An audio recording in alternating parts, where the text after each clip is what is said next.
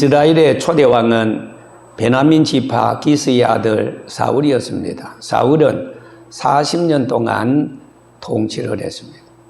그리고 2대 왕은 이새의 아들, 그것도 8번째 아들 다윗이었습니다. 역시 다윗도 40년간 그가 이스라엘 민족을 통치하게 되었습니다. 그리고 3번째 왕은 다윗의 아들 솔로몬이었는데, 솔로몬도 역시 40년간 이스라엘을 통치하게 되었습니다. 자, 그런데 4대째 와서는 분열왕국이 이루어집니다. 그래서 북쪽 이스라엘과 남쪽 유다, 북쪽 이스라엘의 수도는 사마리아고, 그리고 남쪽 유다의 수도는 예리미야입니다. 북쪽 이스라엘의 초대 왕은 여로보암입니다.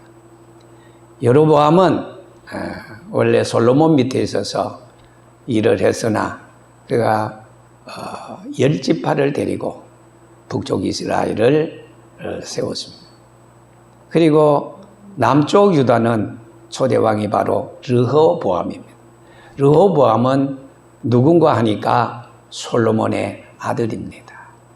자, 이렇게 해서 분열왕국, 우리가 북한과 우리 대한민국이 이렇게 나누어지듯이 이스라엘이 하나였지만 사울과 다윗과 솔로몬까지는 하나였는데 4대째 와서 북쪽 이스라엘 여로보암, 남쪽 유다, 그리고 르호보암이 통치하게 되었습니다. 자, 오늘 본문에 나오는 이 히스기야 왕은 남쪽 유다의 13대 왕이었습니다. 몇 년간 통치했느냐? 29년간 남쪽 유다를 통치하면서 아주 하나님을 잘 경외했습니다. 뿐만 아니라 아주 매우 선한 왕으로서 부왕 아버지 아하스의 그 잘못된 우상 숭배를 가감하게 타파했습니다. 그리고 개혁운동을 일으켰습니다. 그러나 웬일입니까?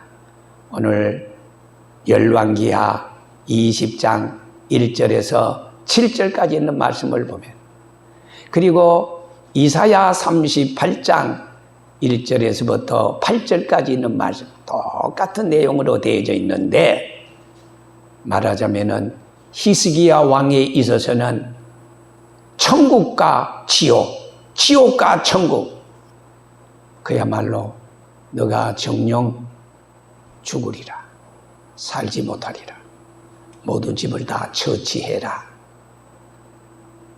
아모스의 아들 선지자 이사야가 청청병력 같은 그 소리를 히스기야 왕에게 전해주었습니다.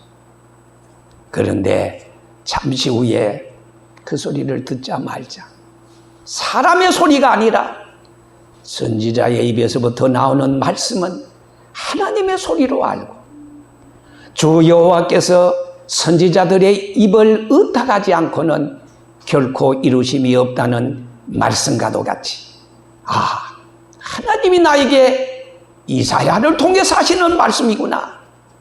천지가 없어져도 하나님의 말씀은 1.1획도 없어지지 아니하는데 너가 집을 처치해라.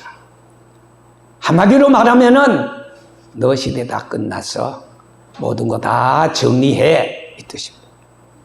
그 말을 듣고 히스기야 왕이 벽을 향해서 두 손을 높이 치켜들고 닭똥 같은 눈물을 뚝뚝 떨어뜨리면서 하나님 앞에 지난날에 잘못한 것이 있는가 싶어서 회개하기 시작합니다.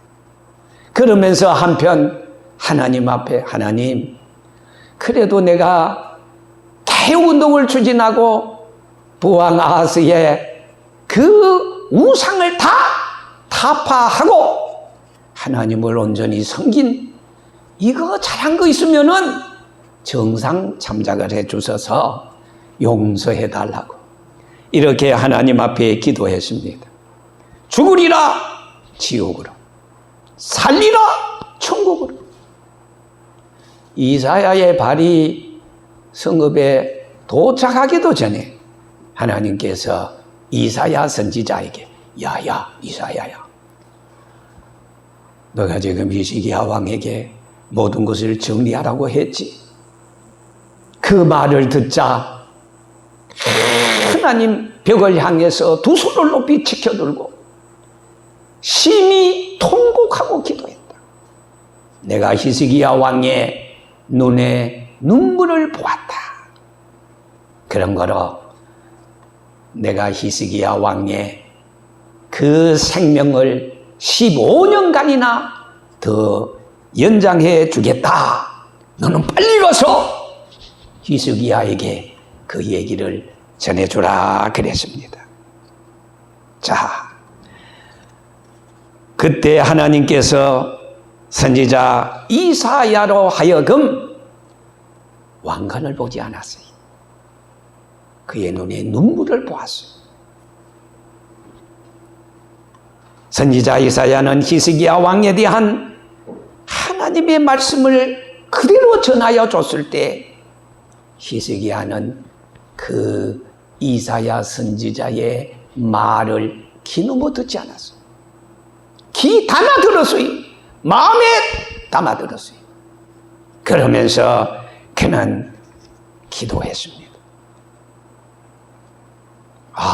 5절에 보니까 하나님께서 히스기야 왕에게 가서 전하라는 말씀. 너는 돌아가서 내 백성의 주권자 히스기야에게 이르기를, 왕의 조상 다윗의 하나님 여호와의 말씀이 내가 너 기도를 들었고, 하나님이 지금 이사야를 통해서 히스기야 왕에게 가서 전하라는 말입니다.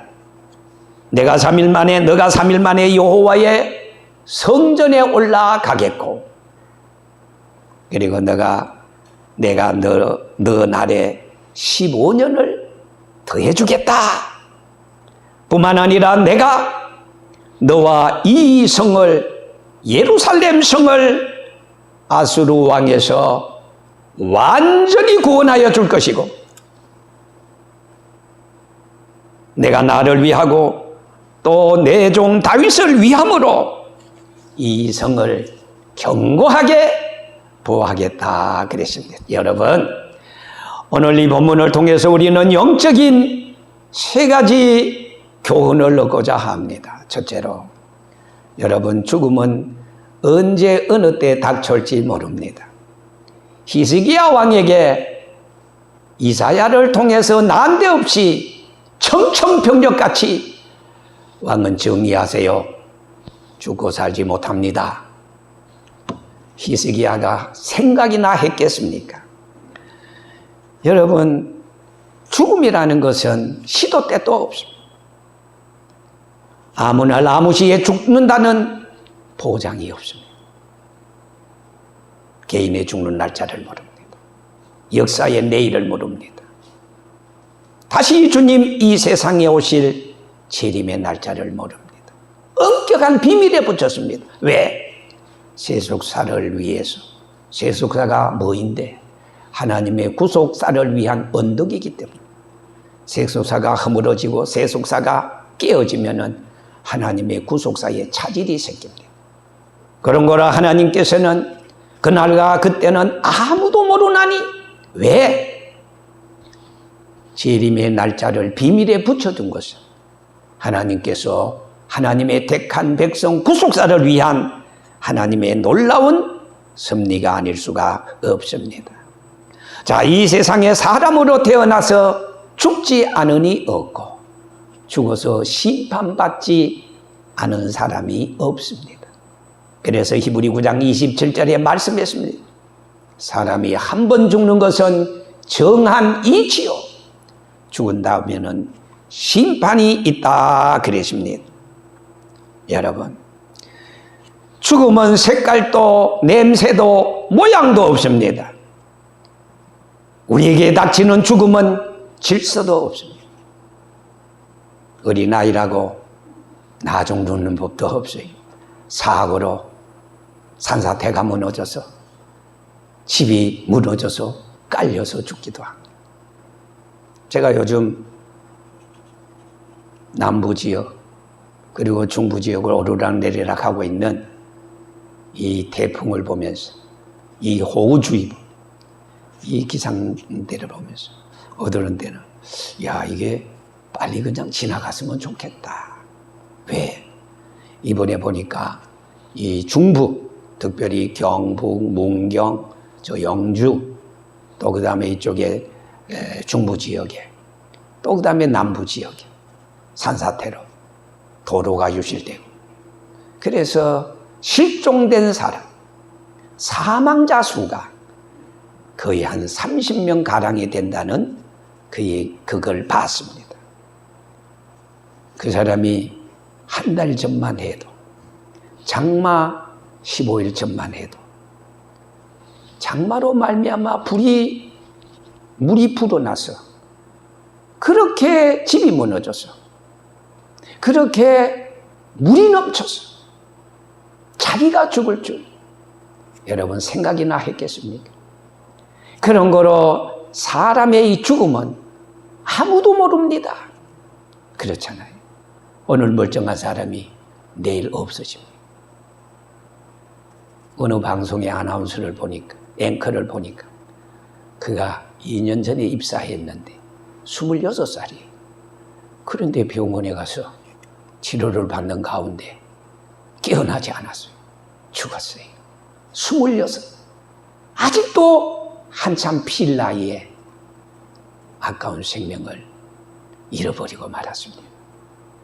여러분, 사망과 이 죽음은 교통사고로, 홍수로 뿐만 아니라 사고, 사건을 통해서, 특별히 여러분 한 2, 3년 전부터 전 세계적으로 이 코로나 있지 않습니까?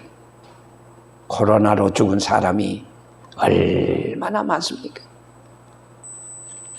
제가 그 통계를 잠깐 제가 보니까요, 전 세계적으로 609,404만 6,907명이가 그래요. 야, 600명. 이렇게 세계적으로 많은 사람들이 죽어져 가고 있어요. 비행기가 추락해서 죽기도 하고, 선박사고로 사람이 죽기도 합니다. 앞서서 말씀드린 대로 죽으면은 빈부, 기천, 남녀, 노소가 있을 수 없어요. 생로병사의 그 길 죽는 것을 알면서도 사람들은 흔히 아이 설마 내가 죽겠냐, 천리도 만리도 죽음을 멀리하고 나 안 죽어, 죽음이 보이고 죽음이 들리는데도 불구하고 죽음을 불어 잊으려 하는 사람들이 많습니다. 자, 죽음이라는 것은 불신자들은 죽음이 끝으로 알고 있습니다. 마지막으로 알고 있습니다.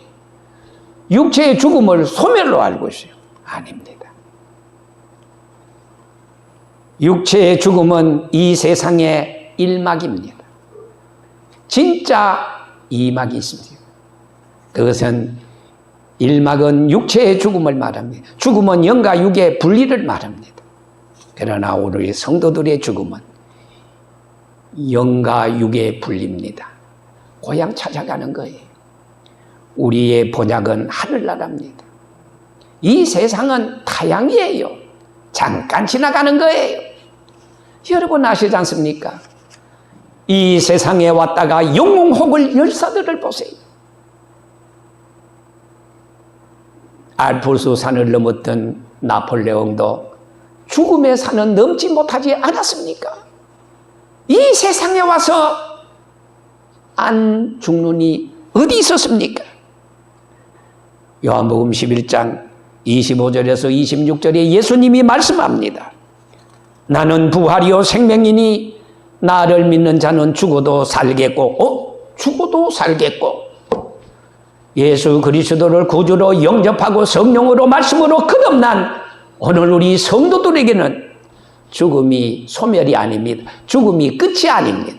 죽음은 이제 본향에서 영원히 삶을 사는 시작에 불과한 겁니다. 그런 거로 우리 예수 믿는 사람들의 소망은 이 세상이 아닙니다. 이 세상의 소망은 물거품과 같습니다. 이 세상의 소망은 환경 따라, 입장 따라, 처지 따라 깨어집니다. 실패합니다. 그러나 우리의 궁극적인 소망은 바로 하늘나라인 것입니다. 고려 말기의 유학자 우탁은 벼슬을 버리고 경북 예안에 응가하면서 학문을 닦던 중에 어느덧 무심한 세월에 백발이 되어져가는 자신의 노화를 안타까워하면서 탈로 가라는 시를 지어 읊었습니다. 한 손에 막대 잡고 또 한 손에 가시 쥐고 늘렁길 가시로 맞고 오는 백발 막대로 치렸더니 백발이 제 먼저 알고 지름길로 오더라. 그렇습니다. 둘째로 위기를 당할 때 자기 선행을 말할 수 있는 말할 정도의 똑바른 신앙생활, 그것이 오늘 우리에게 급선무가 아니겠습니까? 히스기야 왕은 여호와여, 내가 전날에 하나님을 바라보고 온전하게 정직하게 진실하게 산 것을 기억해 달라고 울면서 기도했습니다. 3절 말씀을 보니까 여호와여 구하오니 내가 주 앞에서 진실과 전심으로 행하며 주의 목전에서 선하게 행한 것을 기억해 주옵소서 그랬습니다. 여러분, 히스기야는 원래 본성이 착했어요. 선한 성품을 가지고 있었어요. 진실은 인간 원래의 마음입니다. 갓 태어난 아이들을 보세요.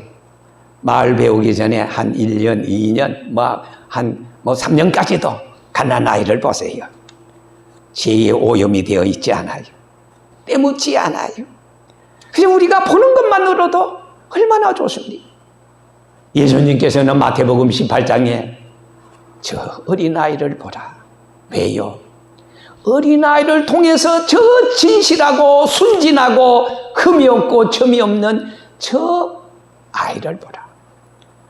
누구든지 저 어린아이와 같지 아니하면 하나님의 나라에 갈 수 없다고 할 정도로 어린아이를 세워놓고 교훈 삼아 우리에게 진실한 사람이 되라, 정직한 사람이 되라, 순박한 사람이 되라 교훈해 주었습니다. 어린아이는 아직 말을 잘 못하니까 거짓말을 못합니다. 있는 그대로를 말합니다. 어린아이가 우는 거 3가지 이유가 있어요. 첫째, 아이가 젖 먹을 시간이 되면은 배가 고프면은 흥을 내면서 웁니다. 밥 달라는 거예요. 젖 좀 달라는 거예요. 2번째, 아이가 웁니다. 왜요? 잠이 오면 울어요. 그냥 칭얼거립니다. 나 지금 자고 싶어. 잠 좀 재워줘. 그리고 3번째, 모기가 뜯든지 무슨 집게벌레가 다리를 문다든지 혹은 또 몸에 열이 나서 아프다든지 아이는 아프면 울어요. 그런데 엄마는 배가 고파서 우는지 아파서 우는지 잠이 와서 우는지 그 울음소리만 딱 들어보면 알아요. 그래서 아이에게 젖을 주기도 하고 잠을 재워주기도 하고 혹시 물었나 싶어서 약을 발라 주기도 합니다. 자, 여러분, 살려달라고 심히 통곡하고 기도했던 그 히스기야 왕의 순진한 기도, 진실한 기도, 성경에 보니까 눈물의 기도, 심히 통곡했다. 통곡이라는 것을 크게 소리 내어서 그 다음에 중요합니다. 울면서 기도할 때. 하나님은 눈물에 약합니다. 눈물은 하나님의 마음을 움직입니다. 왜? 눈물은 진실하기 때문에. 눈물에는 거짓이 없어. 여러분, 죽을 병에 들었던 히스기야가 그는 왕이라는 거 다 내려놨어요. 왕관도 다 벗어났어요. 두 손을 높이죠. 천부여 의지 없어서 손 들고 옵니다. 심히 울면서 통곡하고 기도했더니 하나님은 히스기야 왕의 눈에 눈물을 보았다 이 말입니다. 그래서 성경에 보니까 우리가 하나님 앞에 간절한 마음으로 진실한 기도를 하면은 반드시 들어줘요. 마태복음 7장 7절에서 11절까지 있는 말씀. 구하라 주실 것이요, 찾아라 만날 것이요, 두드리면 열어주마. 누가 자식이 떡을 달면 떡 대신에 돌을 주면, 누가 자식이 생선을 달면 생선 대신에 뱀을 줄 자가 있겠다. 너희가 갈지라도 자식에게는 좋은 것을 줄 줄 알거든. 하물며 하늘에 계신 너희 아버지께서 구하는 자에게 진실한 기도, 눈물 흘려 기도할 때 주시지 않겠느냐 그랬습니다. 계속해서 사도 바울은 빌립보 4장 6절의 말씀을 통해서 이렇게 말합니다. 아무것도 염려하지 마.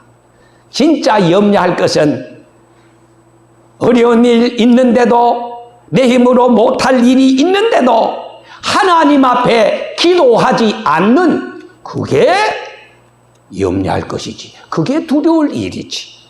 무슨 일이든지 여호와 하나님 앞에 기도해. 그러면은 내가 그 기도를 들어주시겠다.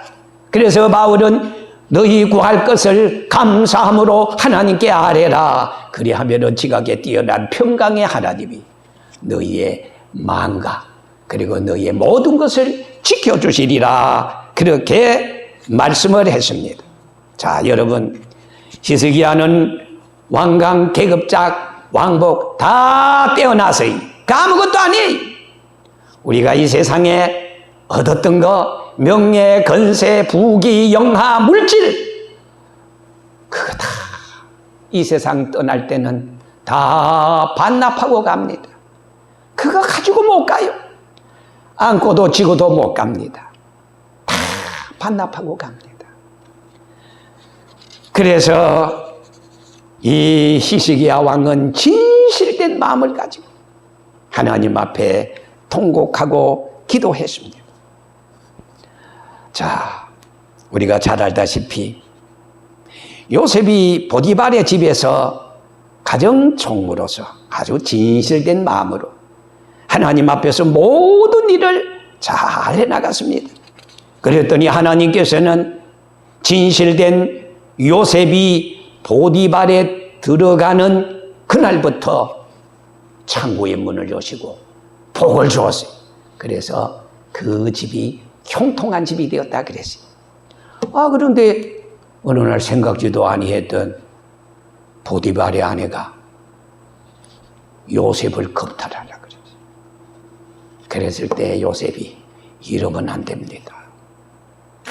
하나님 앞에 지금 하나님이 지금 천국에 지금 CCTV로 보고 있는데 내가 이 악을 행하고 이 집이 내가 형통할 수 있을까 봅니까? 안 됩니다 하면서 제약에서 탈출했어요. 도망갔어요. 그것 때문에 애매히 요셉이 고난을 당하여 옥중에 들어갔으나 하나님은 전하 위복시켜 줬어요. 그 옥중에 왕의 밑에 일하는 사람들이 갇히는 곳인데, 잘못된 사람들이 거기에 가서 보니까 두 왕관들이 있어요. 한관들이 있어요. 떡 맡은 한관장, 술 맡은 한관. 그래서 한 감옥에 갇히게 되었는데 거기에서도 요셉은 아주 진실했어요. 정직했어요. 그때 두 한관장이 꿈을 꿨어요. 한 한관장, 떡 맡은 한관장, 술 맡은 한관장, 두 사람이 똑같은 꿈을 꿨는데 도무지 해석을 못해. 그래서 이 사람이 요셉에게 나 지난번에 꿈을 꿨는데 이게 뭐인지 모르겠어. 아주 걱정을 하고 밥도 안 먹고 그래. 그랬더니 요셉이 그래요? 하나님 앞에 기도하는 가운데 왕관 두 사람 중에서 떡 맡은 간원장은 3일 후에 죽는다는. 그럼 한 사람은 술 맡은 간원장은 다시 바로에게 복직해서 술을 빚어서 대접한다는 이런 꿈이에요. 그 얘기를 했더니 그 꿈대로 3일 후에 이루어졌어요. 술 맡은 간원장은 복직이 되었어요. 사람이 잘 나갈 때는 지 잘나서 하는 줄 알고 그 꿈을 까마득하게 잊어버렸어. 그때 애굽 나라의 바로 왕이 꿈을 꿨어. 도무지 해석할 길이 없어. 아니, 자기가 음식을 빚어서 왕에게 대접하는데 왕이 밥맛을 잃어버렸어. 왜? 그 꿈 때문에. 꿈을 꿨는데 이게 뭐지? 얼굴 색깔이 달라. 자기한테 책임이 있잖아요. 왕이요, 왜 요즘 식사를 못 하십니까? 그래, 여차저차해서 내가 꿈을 꿨는데 이거 도무지 해석할 수가 없구나. 그때 하나님께서 번개처럼 술 맡은 간원장의 뒤통수를 때렸어요. 야야, 너 옥중에 있을 때 요셉 꿈대로 되었잖아. 그 요셉을 불러서 왕의 꿈을 해몽해봐. 그래서 이 술 맡은 간원장이 왕에게, 왕이여, 여차저차해서 내가 옥중에 있을 때 그 히브리 젊은 청년 요셉이 꿈을 해몽하는데 그대로 되었습니다. 그 요셉을 불러주면 어떻겠습니까? 그래? 당장 불러오라. 요셉이 바로왕 앞에 섰어요. 너가 요셉이냐? 그렇습니다. 듣자하니 너 꿈을 해몽 잘한다며? 지가 하는 게 아니고 하나님께서 알려줘서 합니다. 그래? 내가 꿈을 꿨는데 말이야, 내가 이게 도무지 할 길이 없어. 너 한번 하나님 앞에 기도해봐. 알겠습니다. 시간을 주세요. 3일간 하나님 앞에 기도했어. 일개 평민의 꿈도 그대로 이루어지거나 애굽 나라 최고 통치자 바로 왕의 꿈이겠습니까? 하나님 아버지, 그 꿈의 내용과 해몽이 뭡니까? 하나님께서 요셉에게 주마등처럼 착착착착 바로 왕이 꿨던 꿈이 지나가면서 해몽이 납니다. 간단합니다. 7년 앞으로 풍년이 온다, 애굽 나라. 그리고 7년 후에는 곧따라 흉년이 온다. 풍년 왔을 때 전국에 창고를 짓고 곡식을 잘 쌓아놨어. 흉년 왔을 때 대비하라. 그 얘기를 왕에게 가서 했더니 무릎을 탁 치면서 맞다, 너 말이 맞다. 여러분, 요셉이 왕에게 대답했어요. 왕이여, 지금 서둘러야 됩니다. 빨리 관리들을 세워서 전국에 창고를 짓고 7년 풍년 때 곡식을 다 저장해 놔야 됩니다. 왜? 곧 흉년이 오기 때문입니다. 관리를 세워서요. 그때 왕이 요셉의 손을 붙잡으면서, 야, 너 나 좀 도와줘. 너보다 이 땅에 똑똑한 사람이 누가 있느냐. 당장에 그냥 바로 왕이 요셉에게 총리의 등급을 시키면서 총리의 인장반지를 끼워줬어. 여러분, 시편서 40편 1절 이하에 있는 말씀을 보면 내가 기가 막힐 웅덩이와 수렁에서 나를 끌어올리시고 기가 막힐 웅덩이에서 나를 끌어올리시고 내 발을 반석 위에 두시고 내 입에 찬송을 두셨나이다. 여러분, 여호와 하나님께서 요셉을 기가 막힐 웅덩이와 수렁에서 끌어올리시고 결국은 뭐요? 애굽 나라의 제2인자 총리로 삼으셨어요. 진실한 요셉, 거짓이 없고 하나님 앞에 옥중에서도 기도했던 그 요셉에게는 하나님께서 때를 주었어요. 이렇게 귀하게 들어서 사용했던 것입니다.